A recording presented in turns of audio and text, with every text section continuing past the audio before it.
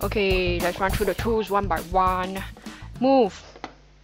Actually, I'll just open here and run through this vertically down. It's basically the same, except there's no 3D here. It's hidden somewhere in the here. Okay, the move tool will move the layer around. Okay, I have a transparent layer behind this, so yeah, that happens. So our canvas is actually quite is this size. So if you move it completely out of the canvas, it's gone. It's still there, but you won't be able to see it. It's like moving out of a photo frame and stuff like that. So as you can see, in the history panel, I've actually been moving it a lot. So yeah. Let's put it back. Okay. So that's the move tool. This is the selection tool. You can change to rectangular selection, elliptical, and single row and single column.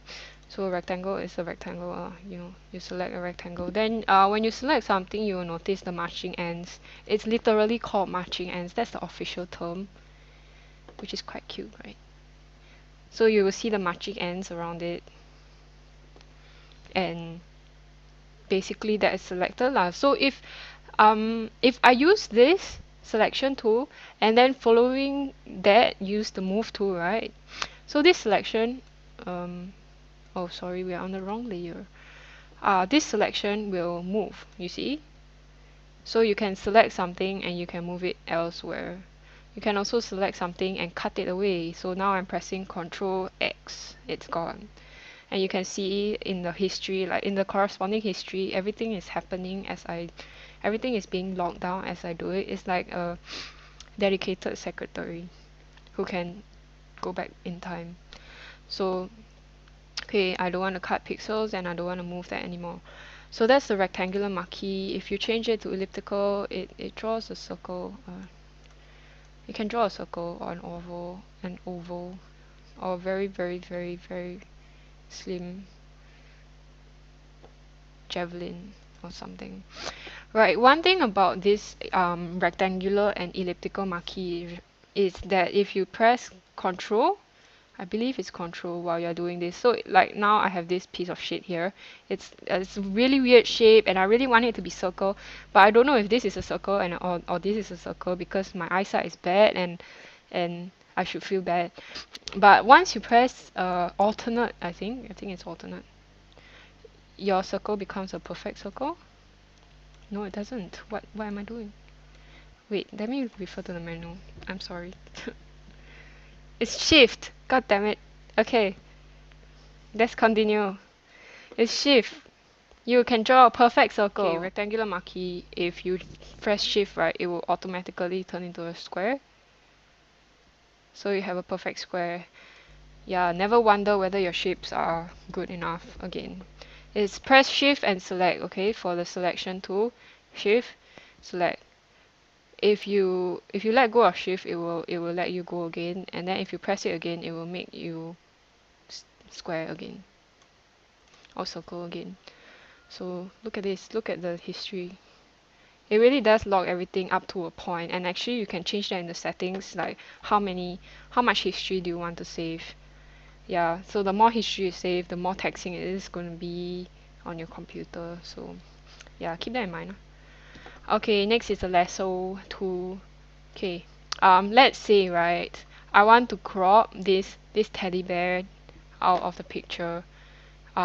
But you know, this teddy bear it's the rectangle kind of fits, but not really, and I really want the whole teddy bear. So the lasso tool is actually your best bet lah, because you can draw freehand selections. If you have a tablet or you have a really good mouse hand, I can kind of do the thing. I can kind of make the selection. And ta-da! Ta-da! And that's my teddy bear. This is actually my teddy bear. Yeah, anyway, so that's what the lasso is for. In the lasso tools, right, if you right click on these tools, you'll get all the alternate tools, and it's very useful because there are actually a lot more tools than Photoshop lets on. There's also a polygonal lasso tool which only draws straight lines. and then you have to click to get a new angle. Let's just show you. It draws straight lines, and you click, and then you can draw another straight line, and you click, and you can draw another straight line, and you double click to complete your selection. Right, and then there's also, oh shit, there's also the magnetic lasso tool, which is very useful. Like, okay, let's say we want to get this orange, and it's not quite this orange right here. Okay, it's not quite circle, and I want to do it. Yes.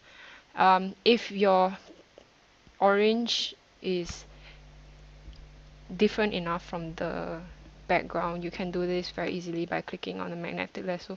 It will more or less automatically give you the outline or whatever. I'm not clicking anything at all, so the computer is automatically like taking the ratios of the colors and telling the lasso where to go lah.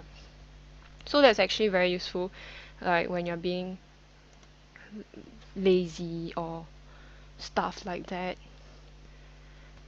and you have a very clear picture with a very good background. For example, if you want to crop someone out of a white background, if you're doing photos or you're doing a poster, maybe like for training comm or something, and then you took a picture of Thomas, for example, and it's very nicely taken with a white background, and Thomas is very well defined in the picture, and then you just use the magnetic lasso and you can kind of like around him. Yeah, but in that case, actually, a magic wand would be better for that. Okay, continuing to the magic wand tool. Okay, so let's go here. Let's go here. Okay, let's deselect this. To deselect any selection, you have to be in a selection tool, like one of these, this one, or this one, and you just right click on it and there is a deselect option. Either that or you just click anywhere else. I mean, it works. Okay, magic wand tool, it samples the area and it selects all similar color areas at once. Okay, so let's have an orange, and then we click on the orange. It kind of selects all the similar colors, but it doesn't really select the whole orange. That's because the tolerance is very high. So if we actually lower it, I'm not sure if you lower it, it becomes more tolerant, or if you lower it, it becomes less tolerant. Every single time I use this, I have to try at least once. So we'll try at least once. Let's do 10. Okay, that's a deselect, right? Like I already said just now. And select. Okay, so the lower the number, the less tolerant it becomes. So it's basically like tolerance is deciding how much margin you want to have for the pixel that you selected. So because you select one pixel with the magic wand, and that the program will compare all the surrounding pixels and decide whether it's similar enough to be considered the same color or not. So let's give a very high tolerance. Let's give 50. That's a very good tolerance. And let's deselect this and magic wand again. As you can see, a lot more orange was selected. And because like you and I can see the picture, right? And we can see that the orange is like quite different from the rest of the photo. Let's increase it a bit more. Let's increase it to 80. Right. And then try again. There you see the more orange is selected. Okay, it's not so easy. For example, you need a lower tolerance. If you, for example, I want to select this dot and I have a tolerance of 80. It's going to select everything because it's more or less the same color to Photoshop. So let's reduce it to like 20. Right, and I select this. It's still, because it's very fuzzy, and I guess, it's not. That one actually did quite well. Yeah, so let's reduce it some more to 10. So the lower tolerance you have, the less deviation from the color you want will be there. Yeah, okay, so that's a beautiful circle. That's a beautiful circle. Not so beautiful, but you get the idea, right? Okay. So that's the magic wand tool. There's also a quick select tool here. If you right click, it's quick select. It's a brush which you can change the size of, you can change everything lah. You know, basically it's a brush that you can use, and it will select similarly colored areas of the place that you're brushing over. So let's zoom out, and I want to select this band. Okay, so I will brush over it, and it selected everything. Magic.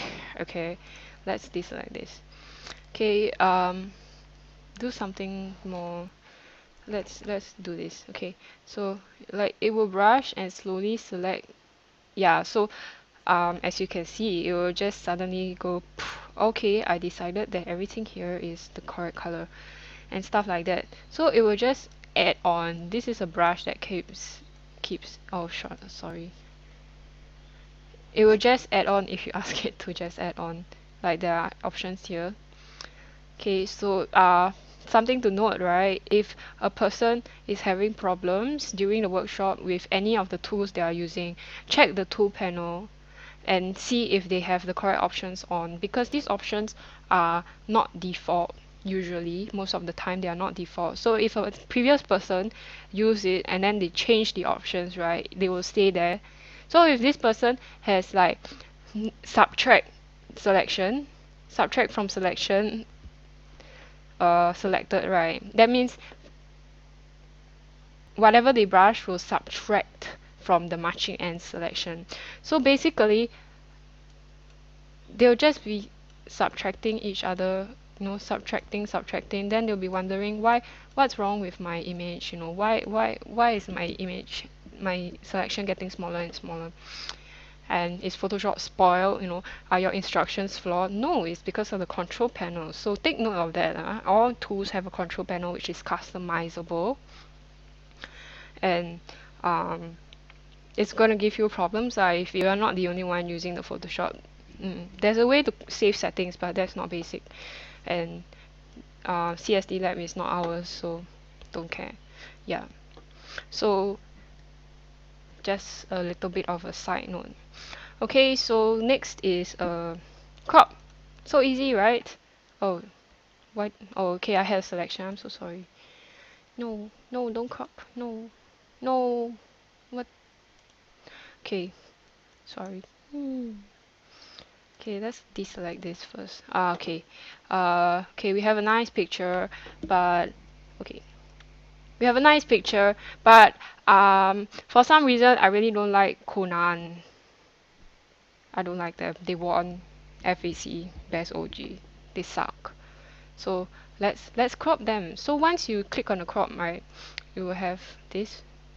I'm not sure if CS5 has the 3x3 grid, if it's a default, but it's a default in CS6, so which is quite good because a lot of stuff that you do, photos for example, if you are manipulating photos, you need to have a 3x3 grid to make sure that your composition is nice. Yeah, we'll go into that during the intermediate course notes stuff. Yeah, so I want to crop out, so you just click crop, adjust your window and enter. That press enter and then you have your crop already lah. It will preserve the crop window so you can crop further if you want. You can actually crop back out, but it will, once you crop a photo, it's destroyed. So, you know, take note. Okay, let's navigate out of the crop image. Don't crop. And also, you know, history is good for you because it still preserves your image even after you crop it. Okay, let's continue. Okay, eyedropper, it samples color. If you use Photoshop before, you might be familiar with this. Okay, we were talking about the company colors just now having values. Sometimes companies are full of shit and they don't have this kind of values. Maybe they never realize that, you know, you kind of need this if you want to give a designer the specific colors. They'll just give you an image and say, oh yes, this is our company color. What to do? You use the eyedropper, because eyedropper, it will sample the color that you click on. It's a single pixel, so in photos like this, even if I click on the green, it's going to change. Can you see it's like changing very minutely as I drift it around. But if you have a very clear company photo, you will usually be able to get a good representation of the color that you want to use. So let's say I click red. You see, as you can see, my secondary color changed to red because currently I'm using my secondary color. Yeah, so that's the eyedropper. It's very useful, especially if you want stuff to kind of have the same color, or you want to blend from a color outside or something like that. Right, the eyedropper tool, if you notice, right, the previous color is on the bottom and the new color is on the top. This is a feature of Photoshop to allow you to match colors. So if I used the green previously and I say, oh, I want a little bit of a lighter green, so you can see how much lighter do you want it compared to your old green and stuff like that lah. So that's your eyedropper tool, and that's the end of the selection and measurement selections tools in Photoshop. This is a little bit of a tip page, I guess. Okay, selections in Photoshop are surrounded by a border of marching ants. Right. First of all, let's make a selection. Did someone disconnect? Because I have one less viewer right now. Let's make a selection here. Let's go back to the previous snapshot and make a selection. Just use the magic wand. Okay, so I want a magic wand.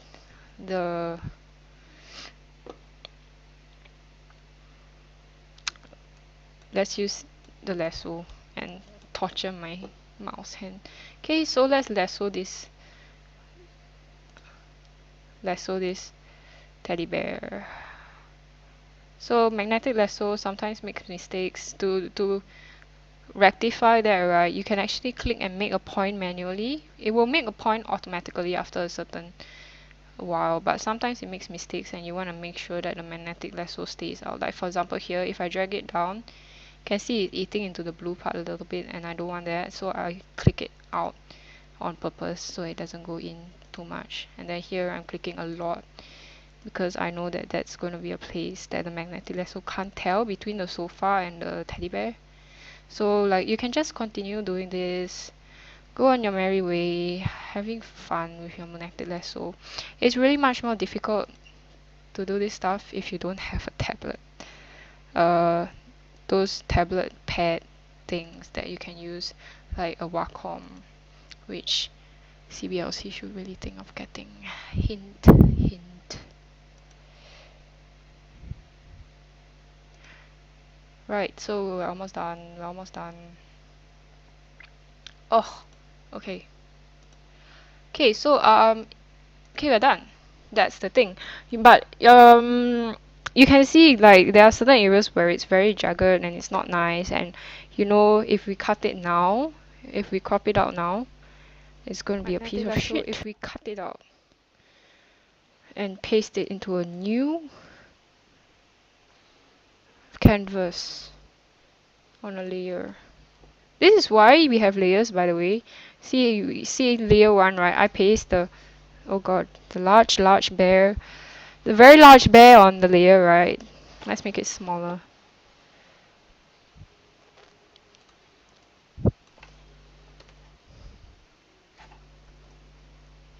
Where is he? Oh, she's here.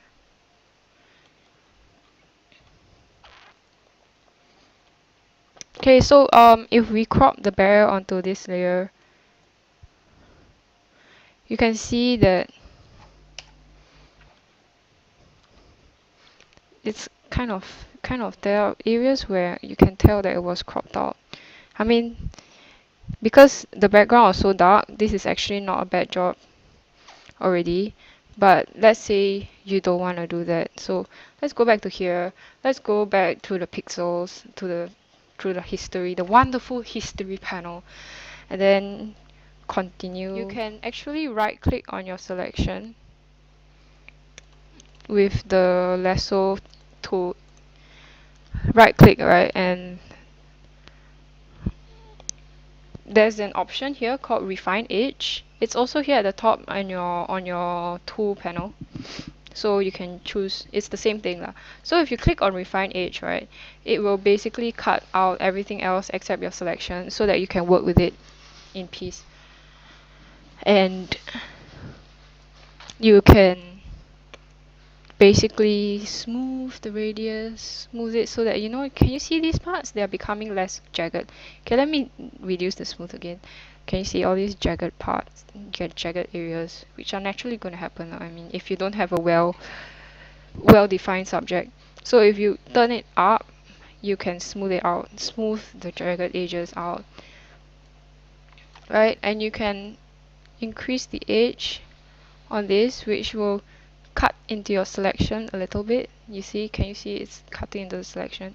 Usually they bring it in very little, so that, you know, it really looks like you cut, like that thing is just there on its own. For example, if I want to crop this bear onto a field or into someone else's room, yeah, so the selection will be nice.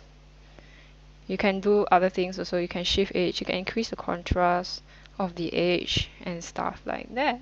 So this is how you actually have a very nice selection after you selected something. So I click OK and I have a nice selection, it's working. And I copy this and no, let's have a sitting bear somewhere here. So new layer, paste, big bear.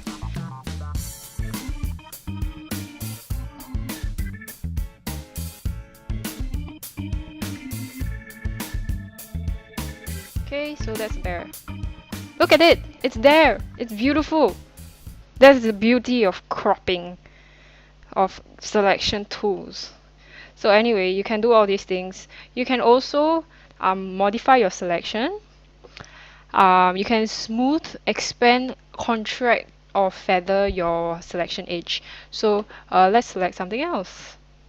Okay, let's select this. It's... oh my.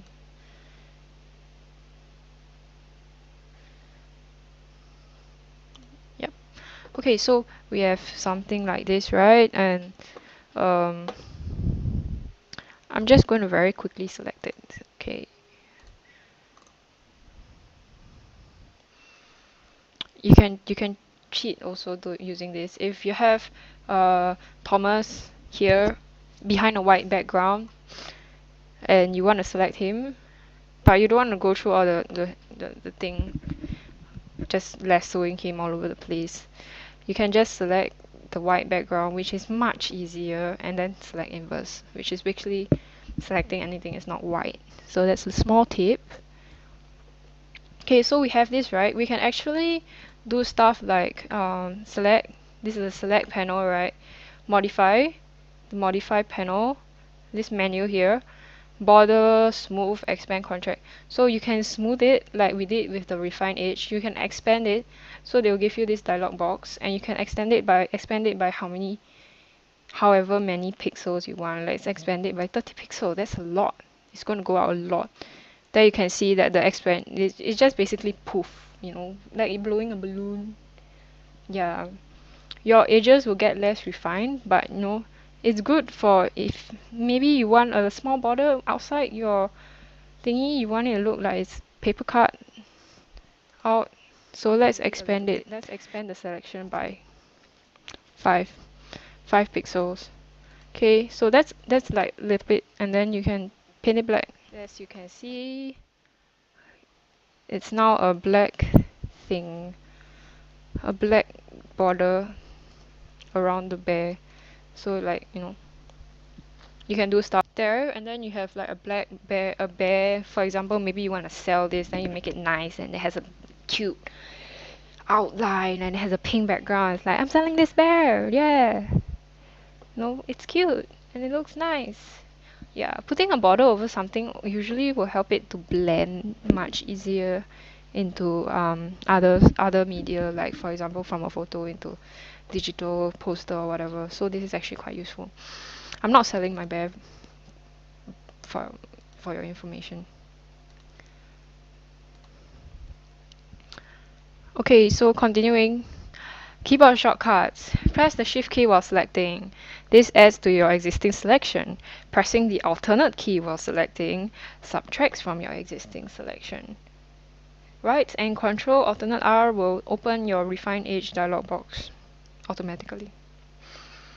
So, okay, let's use the rectangle selection, triangle selection. And this is just like your normal selection. If I don't press anything and I select something else, it will automatically deselect the previous selection. So you can only have one selection at a time if you just use your mouse. And you don't click on any of these, which are like the buttons which you can use: add selection, subtract selection, in bisect selection, yeah, something like that. So if I press shift, right, it will temporarily change the cursor. If you can see, I'm not pressing shift now. Look at the cursor, it's like here. It's just a selection thing. If I press shift, there's a plus there. And I can add to my existing selection. As you can see, they didn't deselect the previous one. So that's the plus. If I press alternate, can you see that? Do you see that? Alternate. There's a minus sign down there. So if I select this, it will deselect that part which I selected. I select a small square. So this part is deselected. This part is also deselected. These parts are selected. So like normally you won't be able to get a selection of this shape. So this is also very useful, and it's much more convenient than keeping click, and then click again, and you know, so much more convenient. Thank God for keyboard shortcuts, right? So if I paint this, right, yes, you can see this is the selection that was made. This is the first one, this is the second one, and then this is the subtract one, and this is the subtract one. So that's stuff you can do, and you can also always use history to step back. If only we had history in real life.